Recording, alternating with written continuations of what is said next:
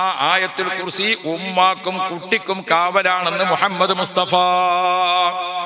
ആയത്തുൽ കുർസി ഉമ്മാക്കും കുട്ടിക്കും കാവലാണെന്ന് മുഹമ്മദുർ റസൂലുള്ളാഹ്. സുഖപ്രസവത്തിനും നല്ല ആരോഗ്യത്തിനും കുട്ടി നന്നായി വളരാനും എല്ലാറ്റിനും മതിയായതാണ് വിശുദ്ധ ഖുർആനിലെ ആയത്തുൽ കുർസി.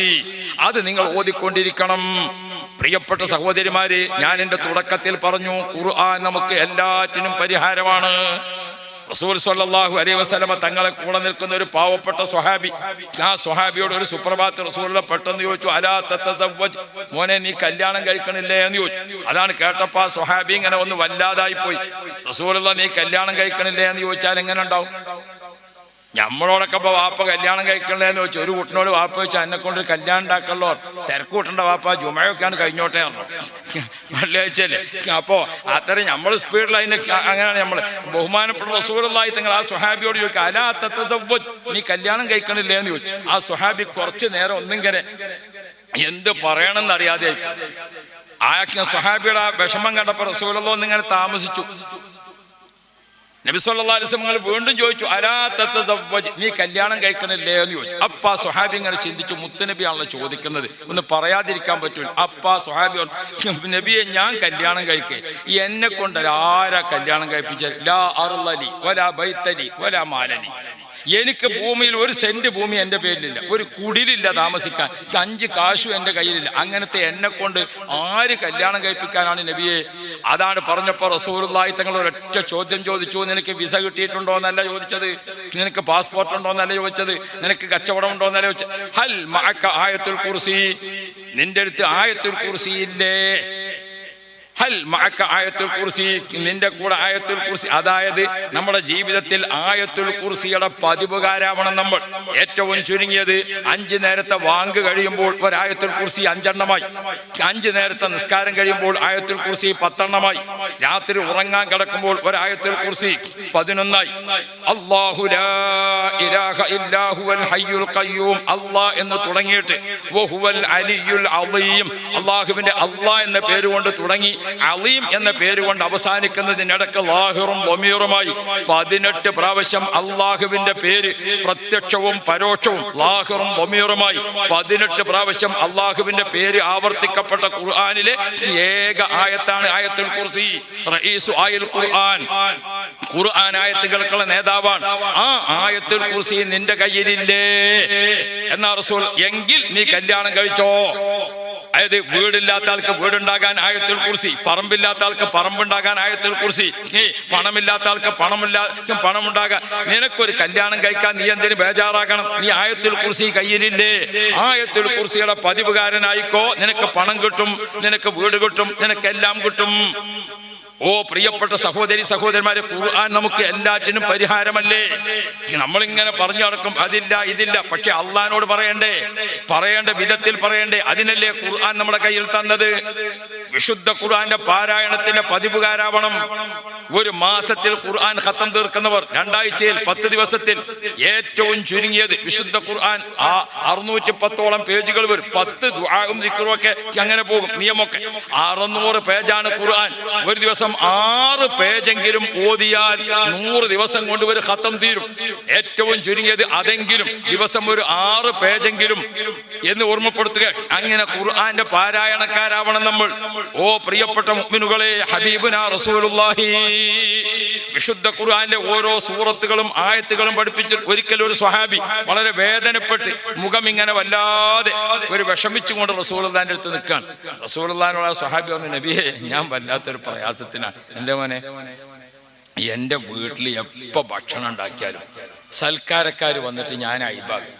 25 ആളെ സൽക്കാരത്തിന് ക്ഷണിച്ചാൽ അതിനുള്ള ബിരിയാണി ഉണ്ടാക്കിയാൽ ഒരു 20 ആൾക്ക് ഭക്ഷണം തികഞ്ഞ്, പിന്നെല്ലാം കൂടി തട്ടി മുട്ടിയിട്ട് ഒരു 3 ആൾക്ക് ഒപ്പിച്ച് കൊടുത്തു നോക്കുമ്പോൾ കുറേ ആൾക്ക് ബിരി കിട്ടി, മറ്റൊരു ആണി കിട്ടി, അങ്ങനെയൊക്കെ പാടെ 3 ആളത് കഴിഞ്ഞു.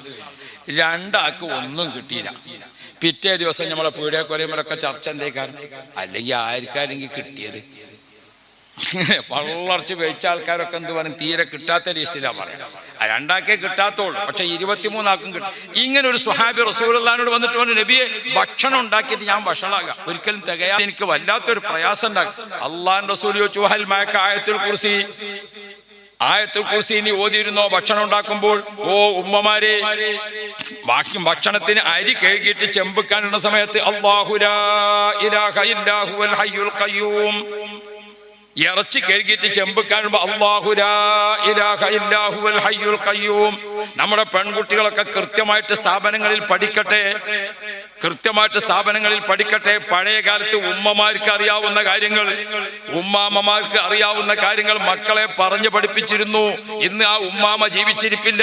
അതുകൊണ്ട് അവൾക്ക് ഹാദിയ കോഴ്സ് പോലത്തത് പഠിക്കലേ നിർവാഹമുള്ളൂ. അതുകൊണ്ട് പ്രിയപ്പെട്ടവരുള്ള ചെറുതും വലുതും എല്ലാം ആയ സ്ഥാപനങ്ങൾ നമുക്കുണ്ട്. ആ സ്ഥാപനങ്ങളിൽ 2 വിദ്യാഭ്യാസവും ഒരുമിച്ച് നൽകി നമ്മുടെ മക്കളെയൊക്കെ ആത്മാവ് നിറയെ ഖുർആൻ, നമ്മുടെ മക്കളൊക്കെ ജീവിതത്തിൽ ഖുർആനിന്റെ പാരായണം, ഖുർആനിന്റെ പഠനം, ഖുർആനിലുള്ള ബഹുമാനം.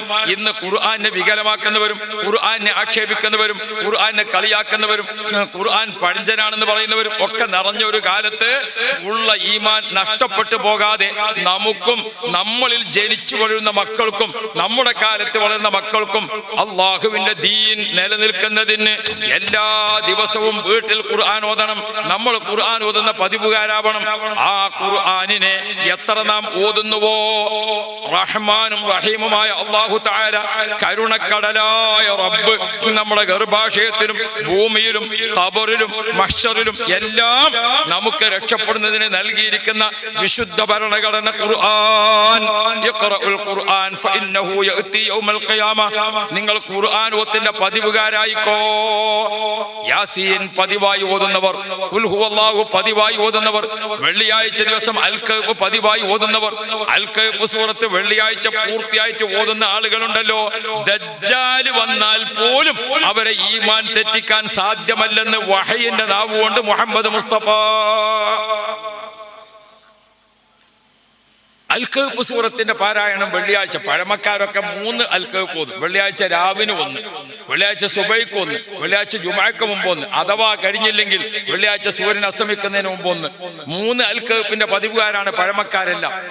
ഒന്നെങ്കിലും ഓതണ്ടേ പ്രിയപ്പെട്ടവരെ? അൽ കഹ്ഫ് ഓതുന്നത് ഈമാന്റെ കാവലാണ്. ദജ്ജാൽ തന്നെ ഫിത്നയാക്കിയാലും അൽ കഹ്ഫ് ഓതുന്നവന്റെ ഈമാൻ തെറ്റുകയില്ല. ഞാൻ നിർത്തുന്നു. വിശുദ്ധ ഖുർആൻ നമ്മുടെ എല്ലാ ജീവിതത്തിലേക്കുമുള്ള വെളിച്ചമാണ്. ആ വെളിച്ചം ഹൃദയത്തിൽ സ്വീകരിച്ച് മുന്നോട്ട് പോകാൻ ഞങ്ങളെ നീ അനുഗ്രഹിക്കണേ അല്ലാ. ഖുർആൻ കൊണ്ട് ഖൽബ് പ്രകാശിപ്പിക്കണേ അല്ലാ. ഖുർആൻ കൊണ്ട് ഖബർ പ്രകാശിപ്പിക്കണേ അല്ലാ. ഖുർആൻ കൊണ്ട് ഞങ്ങളെ വീട് പ്രകാശിപ്പിക്കണേ അല്ലാ. ബഹുമാനപ്പെട്ട ഉസ്താദിന്റെ അടുത്ത് ഞാനൊക്കെ തഫ്സീർ ജലാലൈൻ, തഫ്സീർ ബൈളാവി എല്ലാം ഉസ്താദിന്റെ അടുത്ത് നിന്നാണ് ഓതിയത്. നമ്മുടെ പ്രിയങ്കരനായ എ.കെ, ഞങ്ങളെ എ.കെന്റെ കൂടെയൊക്കെ ശരീക്കായിട്ടുണ്ടായിരുന്നു പി കെ ഹുസൈൻ മുസ്ലിയാർ, മരണപ്പെട്ടു. അല്ലാഹു മഗ്ഫിറത്ത് നൽകുമാറാവട്ടെ. ബഹുമാനപ്പെട്ട ഉസ്താദ് അവർകൾ ദർസ് ജീവിതത്തിൽ തന്നെ ഒരുപാട് ആളുകളെ വാർത്തെടുത്ത ആളുകളെ കൂട്ടത്തിൽ ഖതീബുമാരും ഖാദിമാരും മുദർരിസുമാരും ഒക്കെ ആയി സേവനം ചെയ്യുന്നവരുണ്ട്. പഠിച്ച ദീൻ അനുസരിച്ച് നിത്യജീവിതത്തിൽ പകർത്തി സാധാരണ ജോലി ചെയ്ത് ജീവിക്കുന്നവരുണ്ട്. ഗൾഫിലും കച്ചവടമൊക്കെ ആയി കഴിയുന്നവരുണ്ട്. അതിനുശേഷം മർക്കസു സഖാഫത്ത് സുന്നിയായിൽ ചേർന്നപ്പോൾ ബഹുമാനപ്പെട്ട എ.പി. ഉസ്താദിനൊപ്പം ഞാനൊക്കെ ദർസിൽ പഠിക്കുന്ന കാലത്തെ ഉസ്താദിനെ കാണുന്നത്, ഷെയ്ഖുന എ.പി. ഉസ്താദിനെ കാണുന്നത് ബഹുമാനപ്പെട്ട കെ.കെ. ഉസ്താദിന്റെ കൂടെ. ഞങ്ങൾ വടകര നിൽക്കുമ്പോൾ ബഹുമാനപ്പെട്ട എ.പി. ഉസ്താദ് ആ ഭാഗത്തേക്ക് എവിടെ പോകുകയാണെങ്കിലും തെരുവത്ത് പള്ളിയിൽ വന്ന് ഒരു 2 ആളും കുറച്ചു നേരം സംസാരിച്ച് ചിലപ്പോൾ 2 ആളും ഒരുമിച്ചാണ് പോകുക. തന്നെ എ.പി. ഉസ്താദ് പള്ളിയിൽ വന്നാൽ പിന്നെ ഇവിടെ പള്ളിക്കറി നമ്മളെ ഉസ്താദ് നിൽക്കണ പള്ളിയിൽ അവിടെ പിന്നെ ഇനി ദർസുണ്ടോ, അവിടെ മുദരിസ് ഉണ്ടോ, അവിടെ ഖാദിയുണ്ടോ, വാക്കുണ്ടോ ഒന്നും നോക്കാൻ ഉസ്താദിനെ കണ്ടാൽ പിന്നെ ഉസ്താദിന്റെ കൂടെയാണ് പോകല. അത് അന്നേ അവർ തമ്മിലൊരു ഹൃദയബന്ധം അത്ര വലുതാണ്. ബഹുമാനപ്പെട്ട ഷെയ്ഖുന എ.പി. ഉസ്താദും ബഹുമാനപ്പെട്ട ഉസ്താദും അവരെ ഹൃദയബന്ധം അത്ര വലുതാണ്. ആ ഹൃദയബന്ധം വെച്ചുകൊണ്ട് മർക്കസിൽ ബഹുമാനപ്പെട്ട ഉസ്താദ് ദർസ് ആരംഭിച്ചപ്പോൾ അൽഹംദുലില്ലാഹ് ഇപ്പൊ ഏകദേശം 10,000-ഓളം വരുന്ന, അതല്ലെങ്കിൽ 10,000-ന് പുറത്തു വരുന്ന സഖാഫി ശിഷ്യഗണങ്ങൾ അവർക്കുമൊക്കെ കിതാബ് ഓതി കൊടുക്കാൻ അബൂദാവൂദും തിർമിദിയും മുസ്ലിമും അങ്ങനെ തുടങ്ങിയിട്ട് വലിയ വലിയ ഹദീസിന്റെ കിതാബുകൾ അടക്കം ഓതിക്കൊടുക്കാൻ ഉസ്താദ് അവർക്ക് അല്ലാഹു തൗഫീഖ് നൽകി. ആ ഉസ്താദ് നിങ്ങളെ ഈ മഹല്ലത്തിൽ നിങ്ങൾക്കൊരു അത്താണിയായി, നിങ്ങൾക്കൊരു അമരക്കാരനായി, നിങ്ങൾക്കൊരു വാപ്പയായി, നിങ്ങൾക്കൊരു എല്ലാറ്റിനും ഒരു അവസാന വാക്കായി ഉണ്ട്. അള്ളാഹു നീ ആഫിയത്തുള്ള ദീർഘായുസ് നൽകണേ അല്ലാ. ഉസ്താദിന്റെ നേതൃത്വത്തിൽ നമ്മളിവിടെ സ്ഥാപനം ആരംഭിച്ചപ്പോൾ നാട്ടുകാരെ, ഈ നാട്ടിലെ കുട്ടികൾ ആ സ്ഥാപനത്തിൽ പഠിച്ചു വളരണം. നമ്മുടെ വീടുകളിലൊക്കെയുള്ള ഒരു കുട്ടിയെങ്കിലും ദീൻ പഠിച്ച കുട്ടിയാകാൻ ശ്രമിക്കണമെന്ന് ഉമ്മമാരോടും പ്രത്യേകിച്ച് ഉണർത്തി ഞാൻ വാക്കുകൾ ചുരുക്കുന്നു. തങ്ങൾ വന്ന ശേഷവും പിന്നെയും കുറച്ച് സമയം വൈകി. ഇന്നിവിടുത്തെ വഅദിന്റെ സമാപനമായതുകൊണ്ട് കുറച്ചാണ് വൈകിയാലും കുഴപ്പമില്ലല്ലോ എന്ന് ഓർത്തുകൊണ്ടും പിന്നെ ഒരു പറയുന്നത് കുറച്ചാണ് പൂർത്തിയാക്കേണ്ടത്. നാളെ മലപ്പുറത്ത് വെച്ചുകൊണ്ടാണ് നമ്മുടെ മുസ്ലിം ജമാഅത്തിന്റെ വലിയ സമ്മേളന നഗരിയിൽ നിന്നാണ് ഞാൻ ഇങ്ങോട്ട് വന്നത്. നഗരിക്ക് തന്നെയാണ് തിരിച്ചു പോകേണ്ടത്. അപ്പോൾ ഇവിടെയുള്ള സുന്നത്തി ജമാഅത്തിന്റെ ആളുകളെല്ലാം വാഹനം ഏർപ്പാട് ചെയ്തു. ഒരു വലിയ ബസ് ഏർപ്പാട് ചെയ്താൽ 10 കാറ് പോകുന്നതിനേക്കാളും സുഖമാണ്. കാരണം കാറിൽ പോയാൽ അതിൻ്റെ റിസ്ക് നമ്മൾ ഏറ്റെടുക്കണം. വണ്ടി ഇങ്ങനെ പോകുമ്പോഴാണ് വണ്ടി, അത് കൊണല്ലാതെയായി പിന്നെ വണ്ടിയും വരികയാണ്. അപ്പോൾ അത് നിർത്തണമെങ്കിലും ബാക്കിയൊക്കെ ബസ്സിൽ നല്ലൊരു ബസ് വിളിച്ചാണ് പോയാൽ അവിടെ ചെന്ന് ഇറങ്ങി നമ്മൾ ഇറങ്ങി ആ ബസ് പാർക്ക് ചെയ്യലും മറ്റുമൊക്കെ ഒരേക്കോളും. അപ്പോൾ വലിയ ഉസ്താദന്മാരൊക്കെ കാറിലും മറ്റുമൊക്കെ വരുമ്പം അവിടെ നല്ല പാർക്കിംഗ് സൗകര്യം, ബസ് പോണ ആളുകൾക്ക് മറ്റൊക്കെ കുറച്ച് ദൂരെ പാർക്ക് ചെയ്യാനൊക്കെ അല്ലേ സൗകര്യപ്പെടുത്താൻ പറ്റുള്ളൂ. ഇപ്പോൾ ഒരു വലിയ സ്ഥലം നമുക്ക് സമ്മേളനം നടത്താൻ ഇല്ലാത്ത സ്ഥലമായി മലപ്പുറത്ത് കിട്ടാവുന്നതിൽ വെച്ച് വലിയ സ്ഥലത്താണ് നമ്മുടെ സമ്മേളനം നടക്കുന്നത്. ഇൻഷാ അല്ലാഹ് എല്ലാവരും സമ്മേളനത്തിന്റെ ഒരുക്കത്തിൽ ഇന്ന് തന്നെ ചില ഭാഗത്തു നിന്നൊക്കെ വളരെ ദൂരെ നിന്നുള്ള ആളുകളൊക്കെ ഒരുപാട് കാലമായിട്ട് ഇല്ലാത്തതാണല്ലോ സമ്മേളനം. നമ്മുടെ അതിലേക്ക് പുറപ്പെട്ട വാർത്തകളൊക്കെ കിട്ടുന്നുണ്ട്. അള്ളാഹുവേ, യാതൊരുവിധ വിഷമങ്ങളും പ്രതിസന്ധികളും ഇല്ലാതെ ഞങ്ങൾ ആദർശ സമ്മേളനം നീ ഔലിയാക്കളെ ബർക്കത്ത് കൊണ്ട് വിജയിപ്പിച്ചു തരണേ അല്ലാഹ്. പ്രത്യക്ഷത്തിൽ തന്നെ നമുക്ക് മനസ്സിലാകും അള്ളാഹുവിന്റെ ഖുർആൻ ആരംഭിക്കുന്നത് ബിസ്മില്ലാഹ്, അള്ളാഹുവിന്റെ പേരുകൊണ്ടാണ്. അള്ളാഹുവിന്റെ പേരുകൊണ്ട് ആരംഭിച്ചിരിക്കുന്ന ഖുർആൻ അവസാനിക്കുന്നത് മിനൽ ജിന്നത്തി വന്നാസ്, അന്നാസ് മനുഷ്യൻ എന്ന് പറഞ്ഞുകൊണ്ടാണ്. അള്ളാഹുവിന്റെ പേരുകൊണ്ട് ആരംഭിക്കുകയും മനുഷ്യരുടെ പേരുകൊണ്ട് അവസാനിപ്പിക്കുകയും ചെയ്യുന്ന വിശുദ്ധ ഖുർആനിൽ 2 സൂറത്തുകൾക്ക് തന്നെ പേര് മനുഷ്യൻ എന്നാണ്. സൂറത്തുൽ ഇൻസാൻ, ഹൽ അതാ അലൽ ഇൻസാനി ഹീനും മിനദ് ദഹർ, ആ സൂറത്തിന്റെ പേര് സൂറത്തുൽ ഇൻസാൻ, മനുഷ്യൻ എന്ന അധ്യായമാണ്. അവസാന സൂറത്ത് ഖുർആനിൽ സൂറത്തുൻ നാസ്, മനുഷ്യർ എന്ന അധ്യായമാണ്. അള്ളാഹ് എന്ന പേരുകൊണ്ട് തുടങ്ങി അന്നാസ് എന്ന് അവസാനിപ്പിക്കുമ്പോൾ നൽകുന്ന സൂചന ഇത് അള്ളാഹുവിൽ നിന്ന് മനുഷ്യർക്ക് നൽകിയതാണ്. അതിനിടക്ക് വിശുദ്ധ ഖുർആനിൽ 600-ലേറെ സ്ഥലങ്ങളിൽ മനുഷ്യൻ എന്ന പ്രയോഗമുണ്ട്. അത്രയധികം മനുഷ്യനെ പ്രമേയമാക്കിയിട്ടാണ് വിശുദ്ധ ഖുർആൻ. ആ ഖുർആൻ നമുക്ക് പ്രത്യക്ഷത്തിൽ തന്നെ അത് മനസ്സിലാക്കി തരുന്നുണ്ട്. ഖുർആനിനെ വ്യാഖ്യാനിക്കാൻ അർഹതയുള്ള ആളുകൾ പഠിപ്പിച്ച രീതിയിൽ അത് മനസ്സിലാക്കുകയും അവരെ ജീവിതത്തെ കണ്ട് നമ്മുടെ ജീവിതത്തിലേക്ക് പകർത്തുകയും ചെയ്തിട്ടുണ്ടോ? ഖുർആനിന്റെ ആദ്യ അക്ഷരം ബാ എന്ന അക്ഷരമാണ്. ബിസ്മില്ലാ, ബാ ആണ് ആദ്യ അക്ഷരം. ഖുർആനിന്റെ അവസാനിക്കുന്ന അക്ഷരം ഏതാണ്? മിനൽ ജിന്നത്തി വന്നാസ്. ഏതുകൊണ്ട് അവസാനിക്കുന്നത്? സീന് കൊണ്ടാണ് അവസാനിക്കുന്നത്. ആ 2 അക്ഷരം ചേർത്ത് വെച്ചാൽ ഒരു പുതിയ പദം രൂപപ്പെടും. ബസ്, ഇത് മതി. ബാ കൊണ്ട് ആരംഭിച്ച് സീന് കൊണ്ട് അവസാനിക്കുന്ന ഈ ഖുർആനില്ലേ നിന്റെ ശരീരത്തിനും ആത്മാവിനും ഇത് മതി. നിന്റെ ഐഹിക ലോകത്തേക്കും പാരത്രിക ലോകത്തേക്കും ഇത് മതി. നിന്റെ രഹസ്യത്തിലേക്കും പരസ്യത്തിലേക്കും ഇത് മതി. അത് ആണിനും പെണ്ണിനും അത് മതി. അത് ഗുരുവിനും ശിഷ്യനും അത് മതി. അത് കുട്ടികൾക്കും വലിയവർക്കും അത് മതി. അങ്ങനെ ജീവിതത്തിന്റെ എല്ലാ ക്ഷാമത്തിലും ക്ഷേമത്തിലും ഇത് മതി. അങ്ങനെയുള്ള വിശുദ്ധ ഖുർആൻ നമ്മുടെ കയ്യിലുണ്ട്. ആ ഖുർആനിനെ അനർഹരായ ആളുകൾ ഇന്ന് വ്യാഖ്യാനിക്കുകയും തീരുമാനിക്കുകയും ചെയ്യുന്ന ഒരു കാലത്താണ് നമ്മൾ ജീവിക്കുന്നത്. അൽ ഇഹ്സാൻ എന്ന സ്ഥാപനത്തിന്റെ അങ്കണത്തിലാണ് നമ്മൾ ഈ ഒത്തുചേർന്നിട്ടുള്ളത്. നമ്മുടെ ഉലമാ, നമ്മുടെ വലിയ വലിയ മശായിഖുമാരും ഉസ്താദുമാരും എല്ലാം വളരെ പണിപ്പെട്ട് വളരെ സാഹസപ്പെട്ട് മദ്രസകളും പള്ളികളും സ്ഥാപിച്ചു. ഇപ്പോൾ കുറച്ചു വർഷമായി കാലത്തിന്റെ ഒഴുക്ക് മനസ്സിലാക്കി സമൂഹത്തിൽ വളർന്നു വരുന്ന തലമുറക്ക് ദീനിയായ വിദ്യാഭ്യാസത്തോടൊപ്പം കാലിക വിദ്യാഭ്യാസവും ഒരുമിച്ച് നൽകുന്ന കലാലയങ്ങൾ ചെറുതും വലുതുമായി നൂറുകണക്കിനും ആയിരക്കണക്കിനും കുട്ടികളെ പോറ്റുന്ന സ്ഥാപനങ്ങൾ നമ്മുടെ കേരളത്തിലും ഇന്ത്യയിലും നിറഞ്ഞു നിൽക്കുകയാണ്. അതിൽ ഒരു പ്രധാന സ്ഥാപനമാണ് നമ്മുടെ അൽ ഇഹ്സാൻ. ഈ സ്ഥാപനങ്ങളിലെല്ലാം വെച്ചുകൊണ്ട് കുട്ടികളെ പഠിപ്പിക്കുന്നത് അള്ളാഹുവിന്റെ ദീൻ, വിശുദ്ധ ഖുർആൻ പഠിപ്പിച്ചതിന്റെ വിശദീകരണമാണ്. ഉമ്മപങ്ങന്മാരും സഹോദരന്മാരും നാട്ടുകാരും ഒക്കെ മനസ്സിലാക്കണം, ഒരു കുട്ടിയെയെങ്കിലും നമ്മുടെ ആഖിറത്തിന് വേണ്ടി ചോദിക്കാൻ പറ്റിയ കുട്ടി, ഒരു കുട്ടിയെങ്കിലും നമ്മുടെ മയ്യത്തിന്റെ ഒപ്പം നിൽക്കാൻ പറ്റിയ കുട്ടി, ഒരു കുട്ടിയെങ്കിലും വാപ്പ മരിച്ചു കിടക്കുമ്പോൾ ആ വാപ്പയുടെ ഉമ്മയുടെയും തലഭാഗത്തിരുന്നു കൊണ്ട് ഖുർആൻ ഓതാൻ മനസ്സ് വേദനിച്ച് അള്ളാഹുവിനോട് പ്രാർത്ഥിക്കാനും പഠിക്കുന്ന ഒരു കുട്ടി, ഒരു കുട്ടിയെങ്കിലും നമുക്ക് ഉണ്ടായേ മതിയാകും. അതിനുവേണ്ടിയാണ് ഈ സ്ഥാപനങ്ങളൊക്കെ നമ്മൾ പടുത്തുയർത്തിയിട്ടുള്ളത്. ഈ സ്ഥാപനങ്ങളിലെല്ലാം വിശുദ്ധ ഖുർആന്റെ വിശദീകരണങ്ങൾ ഇപ്പോൾ 24 മണിക്കൂറും ഉസ്താദുമാർ സാഹസപ്പിച്ച് പഠിപ്പിക്കുന്നുണ്ട്. എന്തുകൊണ്ട്? അനർഹരായ ആളുകളാണ് ഇപ്പോൾ ദീൻ കൈകാര്യം ചെയ്യുന്നത്. നിങ്ങൾ ഓർത്തു നോക്കൂ, മതപരമായി പഠിച്ചിട്ടില്ലാത്തവർ, മതത്തെ അറിഞ്ഞിട്ടില്ലാത്തവർ, മതപരമായ ജീവിതത്തിന്റെ അനുഷ്ഠാന മുറകളെ ജീവിതത്തിൽ കണ്ടിട്ടില്ലാത്തവർ, അവരൊക്കെയാണ് ഇന്ന് ചാനലുകളിലും മറ്റുമൊക്കെ പാതിരാക്ക് പ്രത്യക്ഷപ്പെട്ടുകൊണ്ട് മതത്തിന്റെ തീരുമാനം പറയുന്നത്. അറബി അക്ഷരമാലകളിൽ ഒരു ഹർഫ് വായിക്കാൻ അവർക്ക് അറിയില്ല, വിശുദ്ധ ഖുർആനെ കൂട്ടി ഓതാൻ അവർക്ക് അറിയില്ല. അങ്ങനെയുള്ള ആളുകൾ മതത്തെ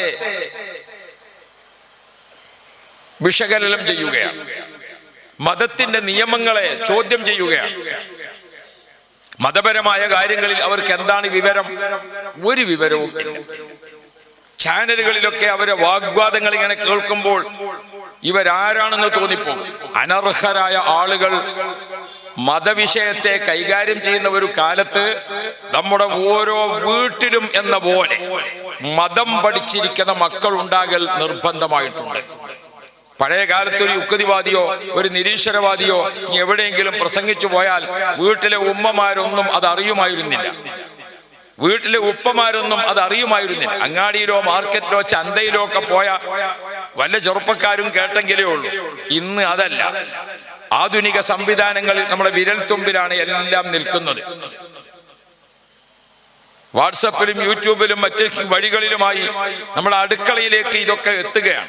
ഇങ്ങനത്തെ ഒരു സമയത്ത് ആൺകുട്ടികളായാലും പെൺകുട്ടികളായാലും നമ്മൾക്ക് ജനിക്കാൻ ഭാഗ്യം ലഭിച്ചിരിക്കുന്ന പരിശുദ്ധ ഇസ്ലാം, ഉമ്മയുടെ ഗർഭാശയത്തിൽ നിന്ന് ഭൂമിയിലേക്ക് അല്ലാഹു തആല നമ്മെ നിശ്ചയിക്കുമ്പോൾ രണ്ട് സൗഭാഗ്യം ഒരുമിച്ച് നൽകിയിട്ടുണ്ട്. ഒന്ന്, വലഖദ് കർറംനാ ബനി ആദം, ആദം സന്തതികളായ മനുഷ്യ വിഭാഗത്തെ നാം ബഹുമാനിച്ചു, ആദരിച്ചു, ഉത്കൃഷ്ട ജീവികളാക്കി, ഉത്തുംഗ സോപാനത്തിലേക്ക് ഉയർത്തി എന്ന് ഖുർആന്റെ പ്രഖ്യാപനമാണ്. അത് മനുഷ്യൻ എന്ന നിലക്കുള്ള ബഹുമാനമാണ്. മറ്റേ ആലിമ് സയ്യിദ് അല്ലാത്ത ഒരു പരിഗണന, മനുഷ്യർ എന്ന നിലക്ക് മാത്രം. അപ്പൊ നമ്മളൊക്കെ അല്ലാഹു തആല ആദരിച്ച മനുഷ്യ തറവാട്ടിലാണ് നമ്മുടെ ജന്മം. അൽഹംദുലില്ലാഹ്. മനുഷ്യ കുടുംബത്തിൽ പിറന്നിരിക്കുന്ന ആളുകളിൽ എത്രയോ ആളുകൾ അള്ളാഹുവിനെ ധിക്കരിക്കുന്നവരുണ്ട്, നിഷേധിക്കുന്നവരുണ്ട്, പരിഹസിക്കുന്നവരുണ്ട്, അള്ളാഹുവിന്റെ ആസ്തിക്യത്തെ ചോദ്യം ചെയ്യുന്നവരുണ്ട്. എന്നാൽ അള്ളാഹു നമുക്ക് നൽകിയിരിക്കുന്ന സൗഭാഗ്യം എന്താണ്? ഉമ്മയുടെ ഗർഭാശയത്തിൽ നമ്മൾ പിതാവിന്റെയും സന്താനമായി. ഇന്നദ്ദീന ഇൻദല്ലാഹിൽ ഇസ്ലാം, അള്ളാഹുവിന്റെ അടുക്കൽ സ്വീകാര്യയോഗ്യമായിരിക്കുന്ന മതം അത് ഇസ്ലാം ഒന്ന് മാത്രമാകുന്നു എന്ന് ഖുർആൻ പ്രഖ്യാപിച്ച ഇസ്ലാമിക തറവാട് എന്ന് പറഞ്ഞാൽ നബിയുല്ലാഹി ആദം, ഖലീലുല്ലാഹി നബി ഇബ്രാഹിം, കലീമുല്ലാഹി മൂസ, അഷ്റഫുൽ വറാ മുഹമ്മദ് മുസ്തഫ, സയ്യിദുന അബൂബക്കർ സിദ്ദീഖ്, സയ്യിദുന Umar bin Khattab, Uthman bin Affan, Ali bin Abi Talib, റളിയല്ലാഹു അൻഹും അജ്മഈൻ. ബഹുമാനപ്പെട്ട ശൈഖ് മുഹീദ്ദീൻ അബ്ദുൽ ഖാദിർ ജീലാനി ഖദ്ദസല്ലാഹു സിർറഹുൽ അസീസ് ലോക മുസ്ലിങ്ങൾക്ക് മുമ്പിൽ എവിടെ പറഞ്ഞാലും അവരൊക്കെ പേര് കേൾക്കുമ്പോൾ സ്വല്ലല്ലാഹ്, റളിയല്ലാഹ്, ഖദ്ദസല്ലാഹ് എന്നിങ്ങനെ ഉറക്ക മുദ്രാവാക്യം വിളിക്കുന്ന മഹാന്മാരൊക്കെ ജനിച്ച് ജീവിച്ച തറവാട്ടിലാണ് അള്ളാഹു എനിക്കും നിങ്ങൾക്കും ജന്മം നൽകിയിട്ടുള്ളത്. അൽഹംദുലില്ലാഹി സുമ്മ അൽഹംദുലില്ലാഹ്. നാം ജനിച്ച മനുഷ്യ കുടുംബം ഇസ്ലാമിക കുടുംബം. അതിന്റെ അർത്ഥം നമ്മുടെ ശരീരം പരിശുദ്ധമാണ്, നമ്മുടെ ആത്മാവ് സംശുദ്ധമാണ്. എങ്കിൽ നമ്മുടെ ദുനിയാവും ആഖിറും ഒരുപോലെ സമ്പൽ സമൃദ്ധമാക്കാൻ, ഒരുപോലെ സമ്പാദ്യമാക്കാൻ പറ്റാവുന്ന ഒരു ജന്മമാണ് നമ്മുടേത്. ആ ജന്മം ലഭിച്ചിരിക്കുന്ന നാം എത്ര കാലം ഭൂമിയിൽ ഓർമ്മശക്തിയോട് രഹസ്യത്തിലും പരസ്യത്തിലും അല്ലാഹ്, സന്തോഷത്തിലും ദുഃഖത്തിലും അല്ലാഹ്, ക്ഷാമത്തിലും ക്ഷേമത്തിലും അല്ലാഹ്, ഇരുട്ടിലും വെളിച്ചത്തിലും അല്ലാഹ്.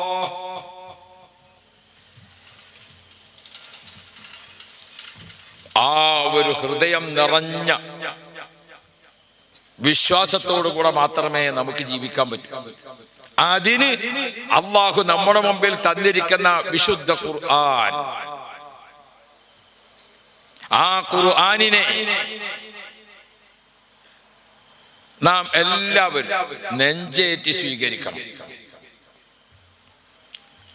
അള്ളാഹുവിന് മുമ്പിൽ വിശുദ്ധ ഖുർആൻ പാരായണം ചെയ്യുമ്പോൾ അത് ആത്മാവിന്റെ നിറഞ്ഞ ഭക്ഷണമാണ്. നമ്മളൊരു നല്ല ഭക്ഷണം കഴിക്കാൻ ഒരുങ്ങുമ്പോൾ വായിൽ വെള്ളം കുപ്പിളിക്കും. വായിൽ ഏതെങ്കിലും മാലിന്യങ്ങളോ എന്തെങ്കിലുമൊക്കെ ഉണ്ടെങ്കിൽ അതൊക്കെ അങ്ങോട്ട് തുപ്പിക്കളഞ്ഞിട്ട് പിന്നെയാണ് ഭക്ഷണം കഴിക്കുക, അല്ലേ? കൈ കഴുകുന്നു ഭക്ഷണത്തിൽ തൊടാൻ വേണ്ടി. അതേപോലെ തന്നെ നമ്മൾ വായിൽ വെള്ളം കുപ്പിളിക്കുന്നു. എങ്കിൽ വിശുദ്ധ ഖുർആന്റെ പാരായണത്തിന് വേണ്ടി ഒരുങ്ങുമ്പോൾ നമ്മൾ നല്ല പോലെ ഒരു വുളു ചെയ്തിരിക്കുക. എന്നിട്ടോ ആ ഖുർആൻ ഓതാൻ ആരംഭിക്കുന്നതിന് മുമ്പ് അഊദു ബില്ലാഹി മിനശ് ശൈത്വാനിർ റജീം, അഊദു ഒരു വായിൽ വെള്ളം കുപ്പിളിക്കലാണ്. നമ്മുടെ ഗീബത്ത് പറഞ്ഞ നാവായിരിക്കും, ചിലപ്പോൾ കളവ് പറഞ്ഞ നാവായിരിക്കും, ചിലപ്പോൾ നമ്മൾ വേറെ ഏതെങ്കിലും അനാവശ്യം പറഞ്ഞ നാവായിരിക്കും, ചിലപ്പോൾ അള്ളാഹു പൊരുത്തപ്പെടാത്തത് പറഞ്ഞതായിരിക്കും. നമ്മുടെ വാക്കുകൾ മൂന്ന് വിധമാണ്.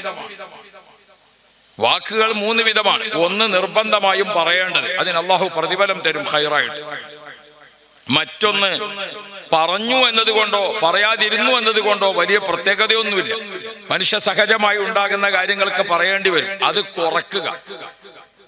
മൂന്നാമത്തത് പറയുന്നത് കൊണ്ട് കുറ്റമാണ്, അത് പറയാതിരിക്കുക. മൂന്ന് വിധത്തിലാണല്ലോ നമ്മുടെ നാവിന്റെ ചലനം. അപ്പൊ അള്ളാഹു സുബ്ഹാനഹു വ തആല നിശ്ചയിച്ചിരിക്കുന്ന നാവുകൊണ്ട് വല്ലതുമൊക്കെ ഖുർആനിനോട് അദബിന് എതിരായതും ഉണ്ടാകും. അതുകൊണ്ട് ഖുർആൻ ഓതുന്നതിന് മുമ്പ് ഫഇദാ ഖറഅതൽ ഖുർആന ഫസ്തഇദ് ബില്ലാഹി മിനശ് ശൈത്വാനിർ റജീം, ഒരു അഊദു ബില്ലാഹി മിനശ് ശൈത്വാനിർ റജീം, അത് നാവിനെ ഒന്ന് കഴുകലാണ്. ഖുർആൻ തുടങ്ങുന്നതിന് വേണ്ടി നാവിനെ ഒന്ന് കഴുകി ശുദ്ധിയാക്കുക. അങ്ങനെയാണ് ഖുർആനിലേക്ക്. ആ ഖുർആൻ അത് പഠിക്കുക, അത് പഠിപ്പിക്കുക, അത് ഓതുക, അത് പാരായണം ചെയ്യുക, അത് എഴുതുക, അത് നോക്കുക, അത് തൊടുക, എല്ലാം ഇബാദത്താണ്. ഖുർആനുമായി ബന്ധപ്പെട്ട എല്ലാം ഇബാദത്താണ്. ഈ കൂടിയിരിക്കുന്ന ഉമ്മപങ്ങന്മാരോടെല്ലാം ഉണർത്തുന്നത് വിശുദ്ധ ഖുർആന്റെ പാരായണം ഇല്ലാത്ത ഒരു ദിവസം നമ്മുടെ ജീവിതത്തിൽ ഉണ്ടാകരുത്. ആ രൂപത്തിൽ നമ്മൾ ഖുർആൻ പാരായണത്തെ ചിട്ടപ്പെടുത്തണം. എന്നെങ്കിലും ഒരു ദിവസം കുറെ ആണ്ട് ഓതി പിന്നെ കുറെ കാലത്തിന് ഓത്തില്ല, അങ്ങനെയല്ല. ഇബാദത്തുകളെ മൊത്തം നമ്മൾ വിലയിരുത്തുമ്പോൾ അതിന്റെ രീതി അങ്ങനെയാണ്. അഫ്ളലുൽ അഅ്മാലി അദ്വമുഹ, സൽക്കർമ്മങ്ങളിൽ വെച്ച് ഏറ്റവും അള്ളാഹു ഇഷ്ടപ്പെടുന്ന സൽക്കർമ്മം പതിവായി ചെയ്യുന്ന സൽക്കർമ്മമാണ്. ഒരു ദിവസം ഭയങ്കര ഓത്ത് പിന്നെ കുറെ കാലത്തിനൊരു വിഷയമല്ല. അങ്ങനെയുണ്ട്. നമുക്ക് റമളാന്റെ ആദ്യ മാസം കാണുമ്പോൾ, റമളാന്റെ ആദ്യത്തെ ദിവസത്തിൽ നമ്മുടെ പള്ളികളിലൊക്കെ ഖുർആൻ ഓതുന്ന ആൾക്കാരിങ്ങോട്ട് ഓതിയിട്ട് യാ റബ്ബേ ഭയങ്കര ഓത്ത്. കമ്മിറ്റിക്കാരൊക്കെ മുസാഫ് കുറെ വാങ്ങേണ്ടി വരുമോ എന്ന് വിചാരിച്ചു, പള്ളി ഒന്ന് വലുതാക്കേണ്ടി വരുമോ എന്നൊക്കെ വിചാരിച്ച് അങ്ങനത്തെ ഓത്താണ്. പിന്നെ നോക്കുമ്പോഴോ ആദ്യത്തെ ദിവസം എങ്ങനെയാണ് ഓതുന്നത് കണ്ടാല്, പണ്ട് നരിനെ പൊടിച്ചിട്ട് ഒരാൾ മരത്തുമ്മൽ ഓടിക്കേറി. ആ ഓടി കയറി പോണത് കണ്ടപ്പോ ആരോ പറഞ്ഞു മരം കഴിഞ്ഞു പോയിരുന്നു കേട്ടോ, ചജാതി പോക്കാ പോണം. അപ്പൊ എന്ന പോലെ വിശുദ്ധ ഖുർആനാട് ഓതാൻ തുടങ്ങി നോക്കുമ്പോൾ ഇന്ന് തന്നെ ഖത്തം തീരുമെന്ന് തോന്നുന്ന രീതിയിൽ അത് 2 ദിവസമേ ഉണ്ടായതുള്ളൂ, പിന്നെ കാണാനില്ല.